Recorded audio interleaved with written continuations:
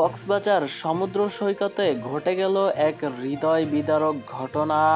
গত 28শে জুলাই বিকেল 4:30টার দিকে 6জন যুবক স্পিড বোট করে ঘুরতে গিয়েছিলেন সৈকতের গভীরের দিকে।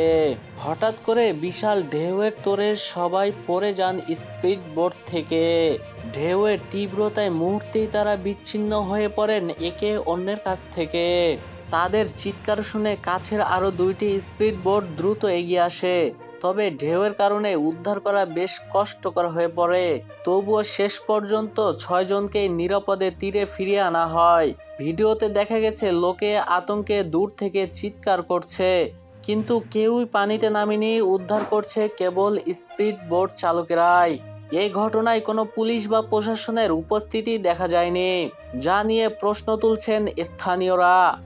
সিএনটি বাংলা মনে করে পর্যটন এলাকায় যেন এমন দুর্ঘটনা ভবিষ্যতে না করে তা নিয়ে প্রশাসনের দৃষ্টি আকর্ষণ করছি। লাইফ জ্যাকেট ছাড়া সমুদ্রে প্রবেশ একদমই উচিত নয়, আর পর্যটন এলাকায় সার্বক্ষণিক নজরদারি ব্যবস্থা করা দরকার। আপনার কি মতামত? এ ধরনের ঘটনা এড়াতে কি ব্যবস্থা নেওয়া উচিত তা কমেন্ট করে জানান। আতিক আহমেদ, সিএনটি বাংলা।